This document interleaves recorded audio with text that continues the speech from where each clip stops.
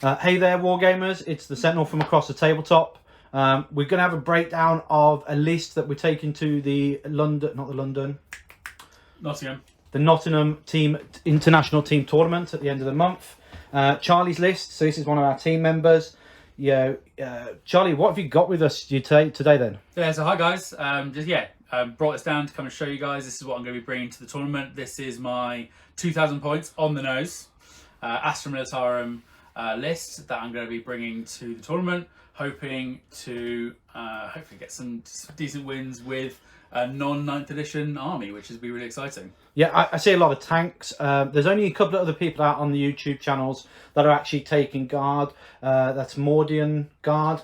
Yeah. And one other, and they do a lot of tournaments, and Charlie's really interested in trying to get into the tournament scene with his guard, so hopefully this will be a first. We're not seeing a lot of tanks out there at the moment because of how heavy the anti-tank was. Yeah. With the new strength 8 and across the board multi-damage, reduction of damage weapon systems out there, and the fact that everybody was heading towards Drukhari, Admech, which were all light infantry models, a load of them. Even the new Drukhari build, which was the thick city, toughness, but loads of models, like 100 models or something plus. And then with all the loads of racks. The meta slightly changed now with the Tyranids coming in with their monster build. And then the Custodies. The Custodies have just absolutely wiped the floor with everybody in the last 2 weeks, especially what we've seen at the LVO. And the idea of this list is to do high strength, so the strength 10 weapons from the Demolishers.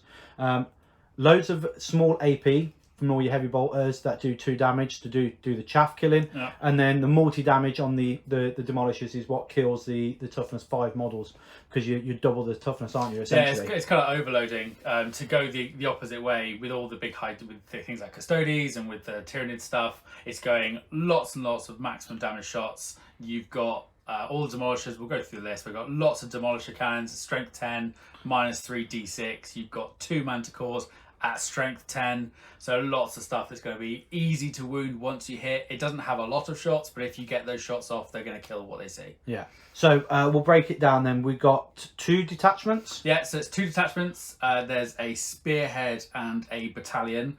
The regimental doctrine that I've gone for this is designed around the tanks. So it's gunnery experts. That gives you you get to re-roll one of your dice when determining your random shots for your weapons. That helps the Leman Russ, and it helps the Manticores to get off those large amount of shots in case you roll really badly. Yeah. And then Spotter Details, which gives you 6-inch additional range on your heavy weapons. Huge with those 24-inch Demolishers. Yeah, the Demolishers at 24 inches are really good, but you've got to get far too close. And one of the things that I found when testing this and trying to test out different doctrines is 24-inch range gets you just close enough to get charged. Yes. Those different units with extra movements, big movement from something, the double moves from things like the Tyranids. Oh, yes. You end up getting tied up, whereas 30 inches, you can shoot safely out of charge range. It does mean that you are backing up a lot of the time after turn 2 or 3 because of the range of your enemy's opponents are closing in on you. But the idea is to try and keep them as far back as possible anyway. Yeah, because you don't want them to tag you. Yeah. So I can see that the list looks amazing. We've got 2 detachments. We've got 1. So go through the spearhead first. Spearhead. The spearhead is where all the tanks are. That's all the stuff on the. Let's just get one of these. Sorry. That's all the stuff. We've got some pointers whoop, whoop, instead of fingers, because no one likes big juicy fingers point across. Well, not me anyway. So we've got some pointers. All the tanks over here, they are all in. Is it all 5? Spearhead. Six Tanks yeah, are in that spearhead. Yeah. The spearhead gives you a lovely advantage on your Leman Russ. The Leman Russ become OBSEC. They only count as 1 model, which makes me a bit sad. Now, is that the only these 6 become OBSEC? So, or is it just the Leman Russ? So it's Leman Russ chassis just the Leman Russ in chassis spearhead. in the spearhead. So these 4 here, that one, this, and so these 2 tanks, and then those 2 Leman Russ at the back, they end up objective secured because, as you said, we're hoping to stay at maximum range, keeping out of that melee range.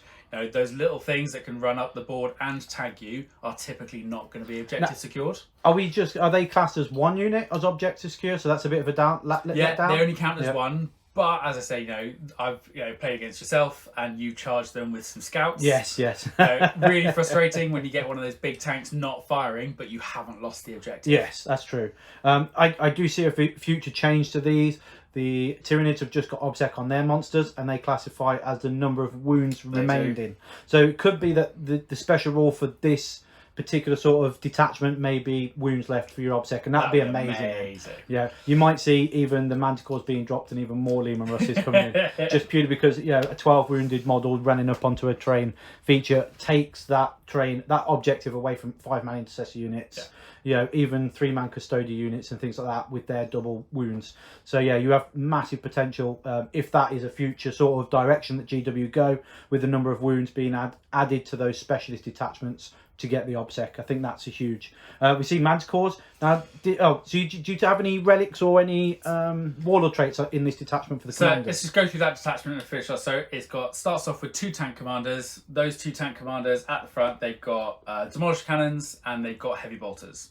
Demolisher cannons, that's strength 10, -3, d6 damage. Yes, you can roll really badly, but typically, and with a few stratagems, you can give them maximum number of shots and things. You know, if they point at something, as long as it's not something enormous, it's not going to be there anymore. You've then got 2 Lehman Russ who are supporting in the back. They're in separate units, just 2 regular Lehman Russ.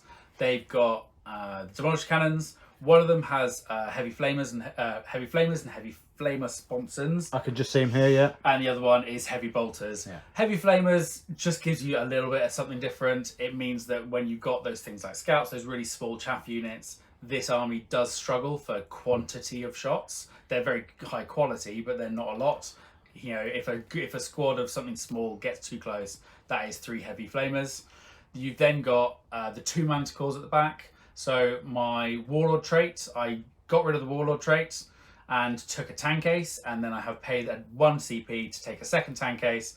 That means that both of those Manticores are damage 3 on those missiles. So it's what are they normally then? So normally they're D3. It's still really good. Okay. But the tank ace at damage 3 is fantastic. It's indirect fire, again, strength 10. It's only -2, but that flat 3 damage.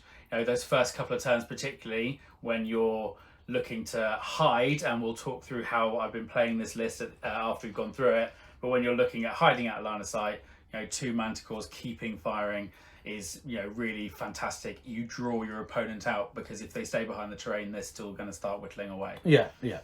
You only get 4 turns though with missiles. Is that right? You do. The 5th turn is essentially no more missiles left. Yeah, 5th turn you're just objective grabbing with the toughness 7. Running out for that move block.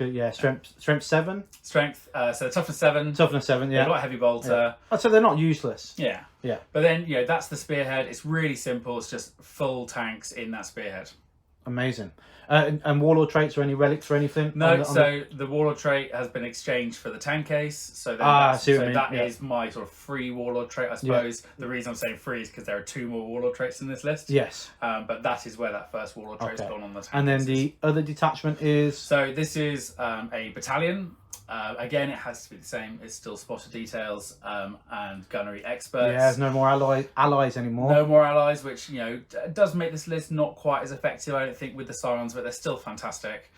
This battalion is then designed, you've got the first spearhead, which is all about damage output. This battalion is designed to get points. That's all it's really doing. You've got a 3rd tank commander at the back here. I don't think you can leave home without 3 tank commanders. He's brilliant. He doesn't get objective secured like the other ones do, but that means you can be a little bit more free to be really aggressive with him. I've double moved him with his orders up the table on one of the missions. And he can still grab an objective and then kill whatever's on it. So really good. He's fantastic. And that is kind of all the damage dealing really in this battalion. Then you've got all your objective grabbers. So here we've got all of our lovely Scions. So I've got 5 units of 5 Scions. They are a bit of a mix. Sometimes they go into deep strikes so they can come down and grab secondaries and objectives. Sometimes I start them on the table so they can kind of run around. It's mission Pacific and Army Pacific when it comes to the deployment of your Scions. They're really effective at doing that secondary game. At the back here, I have 3 separate units. That's 3 Scout Sentinels in 3 separate units. They're brilliant. They're really cheap at 35 points. They are fantastic for those first couple of turns. You sprint one out, you advance it. They've only got a multi-laser, so they don't really do anything offensively, but their ability to run really, they've got a 9-inch move. Their movement to be able to grab objectives and mean that you're not having to put your tanks right at the front is they're brilliant. Very, very cheap. Oh yeah, fantastic. And Yeah. they are, with 6 wounds, they're toughness 5 with a 4-up save. So They're once you actually start shooting at them, they do die. I was going to say, they don't die to standard weapon systems. You have to make sure that you are looking at putting something heavy into them. Yeah. Even heavy bolters don't even always take them down. One heavy bolter can't take them down on average because of the toughness 6 of them. It's toughness 5. Toughness 5. And even anti-armor weapons don't always guarantee the kill. You can't, you can't split fire and take one out on the side. You have to actually put decent firepower into them, which is quite nice. They are quite small in terms of their model. And 9-inch move, they get a scout move at the start. Fantastic. Which is great for some of those missions which don't allow you to, which will only give you CP if you've got an objective. Turn 1, so you go first, you get that scout move, or even not. Put yourself on the objective, and at least you know you're going to guarantee yourself some CP. Yeah, they're fantastic for that. We've then got in here, so we've got 2 elites in this detachment. So here we've got a command squad. So that's a command squad of Scions with 4 plasma guns, and here is a command squad of Scions with 3 plasma guns. They are... I used to run a lot more plasma guns in these lists. Yeah. I was super afraid of that plasma list when you were running it. I think that 7 plasma guns is enough. They will come down and they will take something off an objective. So these would always be in deep strike, regardless of what army you're playing regardless against. of what I'm playing against. They can come down and they can either... They can kill a 5-man ancestor squad reliably as the group of them. That can clear an objective or something useful like that. Or you've got more deep strike drops to grab those secondaries, and we'll talk through what secondaries I've kind of been going for once we finish this off. And then we have some great looking at the front here commanders.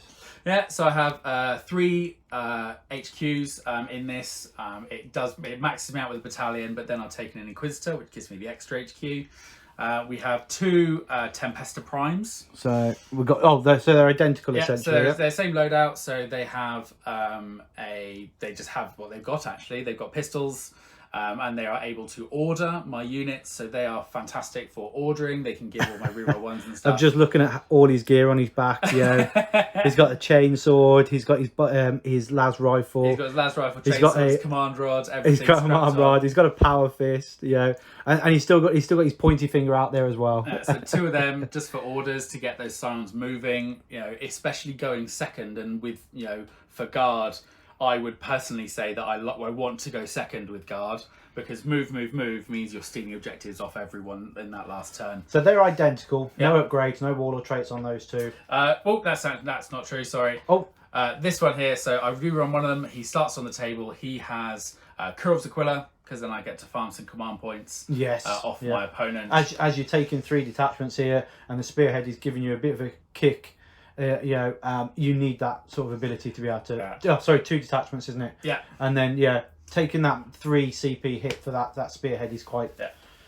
And then the last thing for this guy is that he is... I have spent a command point to give him an additional warlord trait. That comes from the Greater Good book. Oh, okay. So you can give a Tempestus character an additional warlord trait, he is therefore got Old Grudges, which is from the Astra Militarum book. That means you can reroll all failed wounds on a single unit from your opponent's army. Which is huge when you think about, that aggressive units on the table that is going to be in your front lines that you need to get rid of. Like, say, for instance, a big unit of Terminators. Yeah. On either side, even if it's the Dark Angels Terminators that sit at the back, your Manticores have now got, 4 turns to kill that big unit of Terminators at the back, re-rolling everything to wound. That's the one. I think that's huge, especially when they're transhuman and you're wounded on forwards. Yeah. Having that ability to be able to pick that unit that's sat at the back, that's going to be difficult for you to get to and remove, and just say that's what the Manticores are going to do. I think I've fallen into the trap of using the Old Grudges really aggressively and picking that unit that wants to get up in your face and it wants to be, really charging you. Actually, I think with the Manticores, you want to pick something that's going to be at the back of the table. You want to pick something, as you say, you're absolutely right, something you're not going to get to, because the Manticores can then, with all those rerolls, can help you get rid of it. I played a really great game against a Thousand Suns list, and he had in his Thousand Sun list a unit of Spawn. Everything else is Rubik Marines. They're really slow. I was looking at this table thinking that I could take the table, especially with the Scions, but the Spawn were too quick. I didn't want them on the table, so I put the Old Grudges on them. even though they weren't worth many points, I really wanted that unit gone. Well, they're the ones that are going to come around the board, sneak that charge in where you can't overwatch them because, like you said, they have the movement and they're just going to be a pain. Yeah. So yeah, pick them, get rid of them. That's one less threat on the table. But we played a few games. But who's this? So this is I'm running an Inquisitor in this list. This is Inquisitor Cotyaz. He's excellent for his points. So he is 95 points. He has 3 casts and 2 denies. So he's a really effective psychic character. He doesn't really have very many defensive powers for this list. He can give an invulnerable save to infantry, but that's a bit wasted on my list. So what I run him for is he stays in my lines. He's got a Thunder Hammer, which means that the odd unit that can get close, he can then countercharge. But really, you're going for his psychic powers. So I run him. He's got a smite, of course. He then has an inquisitorial smite that's called Castigation, that effectively is a second smite. That's really cool. And then he has a power called Domination, so I can take one of your units and it acts as if it's my unit for a turn. Now, are they set? Can you choose different ones, or is that the ones he comes with? They are. He can take any from the inquisitorial section. There are a couple that can do things to people's leadership. As I said, you can. So why choose those ones and not the others then? His defensive power, so he can give a fire up invulnerable save to a unit, but that's only infantry, and that's not useful for the list that I'm running. And what I wanted from him and what I want from that role is I want something that stays inside my own lines, it keeps with the tanks, and can then countercharge or go out and intercept something that's coming at you that you don't want the tanks to go near. I think in the last game I played against you, it didn't work. But I got lucky. I went first. And, you sent a chapter master with a thunder hammer running towards my tanks. Yes. Yeah. So Cotyaz, he steps out and he goes and he tries to intercept it. And to be honest, he did. I had to charge Cotyaz because of the threat of if I ignored him, he would have been able to smite me off the board the following turn. Yeah. So he worked in that sense. I couldn't go after the tank that I wanted to, because I had to go after a character that was going to kill me next turn. It was one of those. And I still got the character kill, so it still worked for me in that sense. But yes, I see the point of why you have him on the front lines with the infantry. The domination is...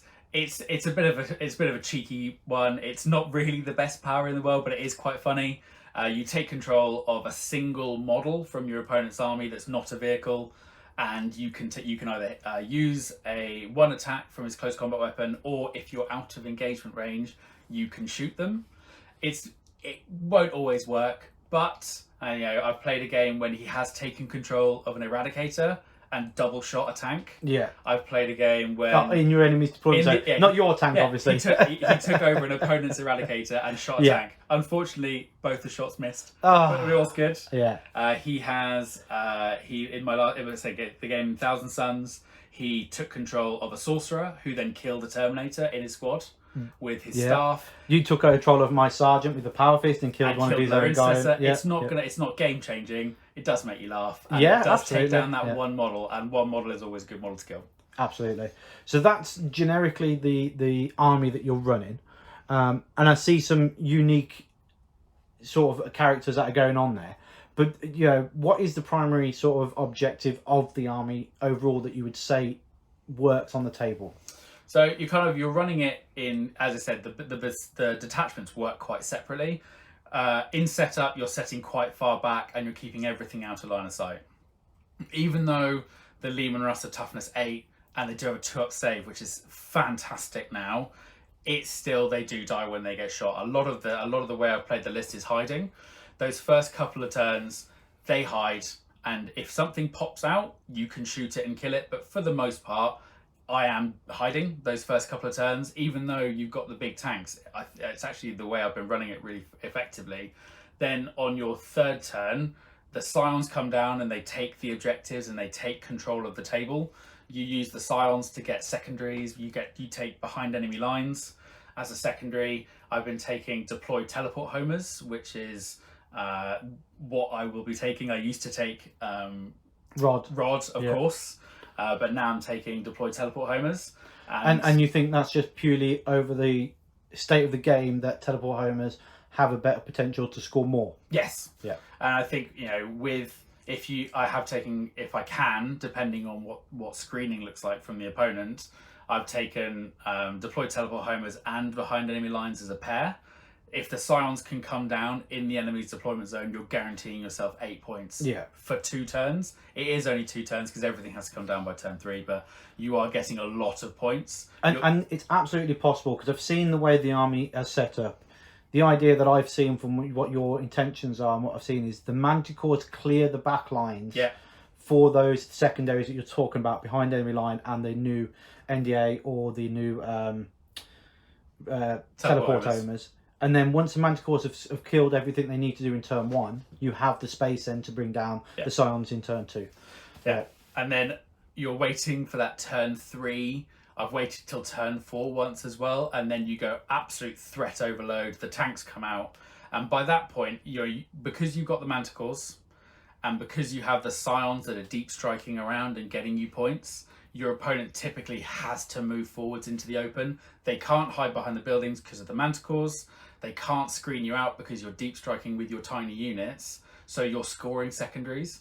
Another one I've been taking quite a bit is Stranglehold, because you can move the squads onto objectives. Yeah. And so what I've found is you're at the end of turn 2 and you have scored more points than your opponent. The Scout Sentinels have scored you points. The Scions are scoring you points. And none of your tanks have been shot yet. So let's talk about secondaries then. So sort of like your idea is you're going to potentially always take behind enemy lines and deploy teleport homers. If I can, that pair is, I think them being in separate areas is fantastic. If I can take them as a pair, I'll take that. Fantastic. So behind enemy lines, 2 points for a unit that is in your opponent's deployment zone. Yeah.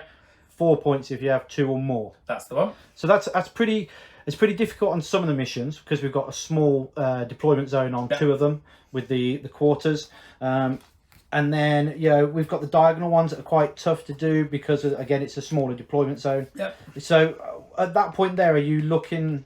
What's the sort of tactics there? Are you changing them, or are you going to try and push harder for those to be accomplished? I think I will always take one of them. I think because the Scion squads are quite small, they can kind of fit in little gaps. If one of them doesn't work, you take Stranglehold. That's kind of your alternative. You end up keeping you keep behind enemy lines. Or you keep deployed teleport homers because you can just drop a little squad in. And then you take Stranglehold if you think you can't do the other one. I've got to say, though, the Stranglehold one that we're talking about generically is on all of those missions that are diagonal. All those missions that have the 5 objective and you're looking at the quarter sort of deployment zones, like on Conversion. So this mission has 5. I believe the other one, that's similar sort of deployment, again, which is Death to the Zealots of 5, 2 quarters. So Stranglehold in that sort of scenario works perfectly. But even so, when you're looking at taking then deploying teleporter homers, it's 12 inches from their deployment zone or within their deployment zone for 4. So 2. You can get 2 points pretty much every turn. Getting so the 4 can sometimes be difficult. Or is it you're potentially trying to get the 10? I'm looking for 10 for that one. I'm looking for 10 for behind enemy lines as well. Also, I found that with the some of the lists being with hordes not really being a thing as much anymore, some of those units that want to stay behind in the opponent's deployment zone are a bit smaller. And with the Manticores as well, if you're forcing a unit to turn around to screen you out, then that unit isn't actually attacking you anymore, and you've done the job with potentially taking that threat from your tanks. I mean, I like the idea of having those. And then your third option kind of ends up being a bit of a kill option, if I'm honest. You're taking your grind it downs. An army Pacific. Not grind down, sorry. You bring it down to your assassinations. For the Emperor as the new one for Astra Militarum, I've actually ended up taking quite a lot. It's only, it's about killing things, but I'm not trying to kill more than 3 things. And again, you're looking for that 10 points. And to be honest, if you can kill 2 to 3 units a turn, you are looking at 10 points overall in the game. And that's what you're trying to aim for. So you're potentially trying to look for that 30 to 35 point mark on your secondaries and not the 45. Yes. It'd be nice to get to 45, it'd be but you're amazing. looking 30, 35. I think this isn't aimed, this isn't designed to get that many points. It won't get that sort of 90 plus. I think I've got 90s, low 90s with it, but I haven't got into those top. But then you're top ranks wise. steamrolling, aren't you, at that stage? Yes. And you always think that if you're steamrolling an army, you do expect then the points that you're trying to score go up. Yeah. Going up against a good player, though, I see that you're trying to score around about the 70 to 80 point mark. What's the potential to deny? Because if you're looking at 70, what is your sort of game plan to deny that 30 points, take the draw or take the win? I think the main sort of denial thing is you're using, if you end up with a list that you are struggling against, you can use the things that make this list good at scoring secondaries to deny your opponent. You can, even though you want to do deep strikes quite aggressively, you can use them very defensively to push your opponent out and secure that back line. Again, if you're struggling, it's about killing things, and you can take that, you're aiming to then score on your third secondary, that kill secondary, and pushing them off with the scions can keep pushing opponents off objectives because they are objective secured, and using your own objective secured to deny the primary. I think denying secondaries is really hard. I think denying the primary is slightly easier with this list.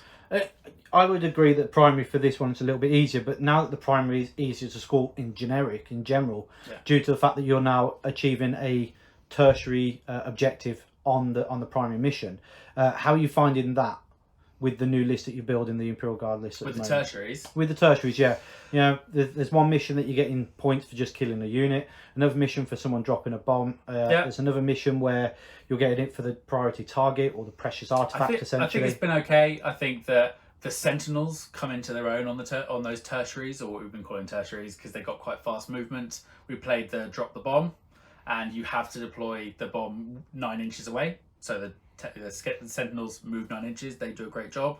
Also, they're quite good at that denial, so they can go and steal them and defuse them and that kind of thing. We played just the other day, didn't we? The priority. The precious artifacts, the old priority targets. Yeah. I kept a Sentinel back that sat on that objective because it's so cheap. The Scions can do that as well. It is still not have a 9th edition codex. It does struggle in some places with those secondaries because you don't have the Astra Militarum secondaries to pick from. But overall, I have found that I've been competing. I think it's been really good. And the biggest thing that you think, what's your MVP? I think I can't say it's not the tank commanders. They're so good. Yeah. And playing them very defensively, it's so tempting to drive them forwards, and I've made the mistake of being really aggressive with them. But for the most part, they're all there. Turn 5, you are really defensive with them. They just, you pop a track out. There's a stratagem that you can use to get max number of shots against vehicles. If they look at something, they're hitting on 3s. They're re-rolling 1s. They can delete what they look at. And the unit, the army that you're least favourable against, which army would you say isn't the ideal army to go up against? Which ones you fear the most, should we say? You got obviously you got things like Drakari and things like that, which are going to be there. But I think actually the list I would want to face the least would be something like jet bike custodies. Okay. Maybe even like a biker White Scars list, something with loads of bikes. If you get enough things shutting those tanks down, it's over for me. Yeah. I have to keep you out and have to push you back. Against a list that is a bit slower, that's going to want to walk at you and can't get those things moving forwards quick enough, I would potentially be reasonably happy. I think you can, with the firepower you've got and the maneuverability with the Scions, you can kind of outplay and really work the list to its maximum and really engage that tactical brain and do your best. Against a really quick list, you're really in trouble. Okay, let's go deep though. Okay, we're looking at the army. We've got 6 games coming up at the International Teams Tournament. There are some armies that we're not going to have a choice at who you're going to be listed up against, because that will be the way sort of the matchings work and the pairings do. You're potentially going to be playing 6. How many games do you realistically think you will win? Realistically, I think based on how I have been playing so far and based on the design I've put in place, I'm aiming for 3. If it does end up being 6, I think I'm aiming for 3. Okay, 3 wins, 3 losses. As a non-9th edition, you are going to struggle. I think there are real limitations to guard. I think I have, for me, I've found this to really get the most out of the list with the way I want to play it. You are going to, a big, AdMech runs at you, something like Drakari, those big 9th edition codexes, it is going to struggle. But I think against, Space Marine lists against Death Guard, any kind of Codex Space Marine list. Something that's slightly slower. Apart from Space Wars. Apart from Space Wars, really quick. On our team we have Nick with his orcs. Yes. That is super speed quick. That is a super quick list. But because of the way that it's running with the not wanting to get into melee, he's advancing for his invuln. Then I'm reasonably happy. Yeah, with that as well. his speed war isn't a combat orientated speed war; it's a shooty speed war. A really fast combat army is scary. If you don't get turn 1 against that, I don't think I can whittle them down quick enough. Okay, and have you noticed in any of your games at a certain point of the game, maybe two or three tanks that you've noticed that the army starts to fade? At what point does your army fade? I think once you get down to 2 Lehman Russ, you've lost effectiveness. I've gone down to 3, and that's been fine. The regular Lehman Russ, you want to kind of go away first. They can be sacrificed for the greater good. So it only takes 2 Lehman Russes and the army starts to fade in its output of out damage. I think 3 Lehman Russes and you're gone. And you're gone. Where you're not competing on the table anymore. No, you're not competing on the table. Yeah. You need them for damage output. Wow. And I've noticed that if you haven't noticed some of the games we put up, we're using the the Warhammer... what do they call themselves? The Warhammer community guys? Yeah. They're using their terrain, and we're using that as a practice, and we've noticed that you can't actually deploy all of your tanks behind cover. No. Yeah, with the tanks and how big they are and the terrain pieces that we've got, there is always one tank that's left out. Are you considering putting that in reserve? I have thought about it. I think in the games that I've been playing, I haven't needed to. I think if I were to face a list that, even a mirror match, something that's going to have indirect fire, or something that's going to have a big unit in the back, I think that 3rd tank can go into reserve. I think, with the Tyranid lists that are kind of running around, with things like Hive Guard, a Lehman Russ coming in the back of the back table from reserve and shooting would be really effective. And would that be the Flamer one? I think it would. I think it could be. I think you could hide a tank commander. Yeah. With the terrain, you can successfully hide 4 of them. You can't hide 5. Yeah, I know. I've noticed that. Okay, for any tips out there for those that want to collect this sort of army list, this sort of build, where would you say the best way to start is? In terms of models or in terms of the playstyle? The playstyle. I think it's it feels very aggressive, and you look at it. We're looking at it now. You're looking at all these big tanks with all their big guns. It's so tempting to just drive forwards and rely on that toughness 8. The best way to play this is to be super defensive, because your opponent has to move forwards with those manticores. Your opponent has to come out and get you, and then when you get to that turn 3, you can feel there's like a shift in the game, and you can see a lot of targets because your opponent's going to have to bring them forwards, and then you go complete overload. All the tanks drive forwards. They're sitting on objectives. They're shooting. Yeah, the biggest tip I'd give to people wanting to run this kind of list and the Astra Militarum tank lists is be defensive. Hide those first few turns. You stick a tiny track out and you shoot a target, and you make sure that you can't get hit back. Yeah. That tiny little trap peeping around the corner is super annoying, but that's the way the rules are played, and that's the way the game is played. Upcoming future-proofing the army, what would you say is the most interesting thing on your preview of adding to the list or changing? Is there anything you're looking to in the future?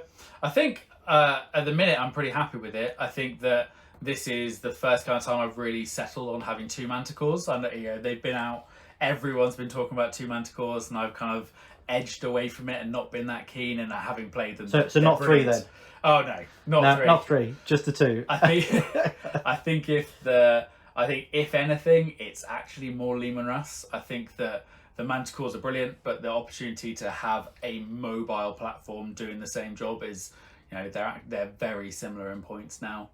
There's a 5-point difference between a manticore and a Lehman Russ with no Swanson weapons. Okay, yeah. Wow. So I think I think potentially the manticore might be more expensive now, actually. I think that it's more Lehman Russ. You're struggling to hide them, but they're brilliant. Okay, fantastic. And I think that's about it, really. Is there anything else you want to talk about the list and your expectations of them? No, I think that's about it. Hopefully you guys have found it really useful. As we said at the start, there aren't that many guard stuff out there. So the more of if you're a guard player and you've got great ideas, please comment and you share with your thoughts, because there aren't that many guard players really celebrating their lists in tournaments. Partly because guard are in a place that people say are struggling, but You know, I think that, you know, I'm finding they're competing. If you work really hard for it, you know, yes, you're not autopiloting, you know, just running them up the table and destroying everything, but played well, they're in a really good place. And well, I would say the hardest thing that Guard had ever struggled with is they haven't got a combat prowess. yeah, The biggest combat prowess they had were the Bullgrins, and now they've sort of gone off the radar essentially. And with the points drops in the armor of the armored vehicles, they've gone up. They're still struggling with the counterpunch, and they substituted that counterpunch with knights. yes, Yeah, armigers. They even substituted with maybe a Custodes detachment. yeah, You know, and even the Science detachment was a supplement essentially for the main bulk of it to do the damage. Now with this allied sort of detachment saying you can't ally anymore, only in the big tournaments you can still ally at home, practice games, enjoyments, and you can still enjoy the game that way. But if you want to take the Guard serious and head down to the local GTs and RTTs, you really have to consider about that uniformity through the whole army. I think it's a lot of, you know, you have to have picked your secondaries before you saw who your opponent was. You know, as we talked about secondaries for this army, I'm running those secondaries no matter who's on the other side of the table, because it's what scores you points. That level of choice is gone, but they're really good at what you've chosen. But it also gives you a complete settlement in your mindset. Yes. You haven't got to worry. See, my list, I'm still up in the air about my secondaries, which is driving me nuts, which means that I haven't settled on it. With 2 weeks left to go, it's not good. Yeah, it's not good to be still up in arms on what secondaries to take when I get to the table. So I'm glad that we've seen the list. I'm glad that you're happy with what you're taking to the tournament. We are going to be uploading the list at the end of the week, and then that'll be all settled and dusted. I'm currently enjoying the way that your list plays, and it is a real punchy list now. 5 Lehman Russes are not... You know, the biggest thing people worry about is they see those 5 Lehman Russes and like, bring it down. Yeah. Yeah. And what, did I kill 2? You killed 2. I killed 2. I took one down. One of them had 1 wound left. Yeah, I got lucky there to take down to 1 wound, but they're not easy to kill. Yeah. Yeah. As long as you're defensive with it, when your opponent picks bring it down against you, and they're going to, you just go, brilliant. Well, they're only going to score 8 or 9 for that. Right, they're only going to score what you put in front of them. Yeah. And then you can then have the opportunity, as I said, because you're not scoring maximum points in your secondaries, it means you've got the wiggle to only score 10 on yours. Yeah. Well, thanks for sticking around, guys. Any questions, any tips you want to throw in the comments, like, share, do all the good stuff. Subscribe if you could, please. It will massively help the channel. And hopefully stick around, because we're going to have lots more of these, hopefully. We've got Nick's coming up. We've got Rich's, his Custodes and Thousand Suns coming up. And I'll even have a small breakdown of my Imperial Fists. So stick around for more. Catch you later. Take care. Bye-bye. Bye.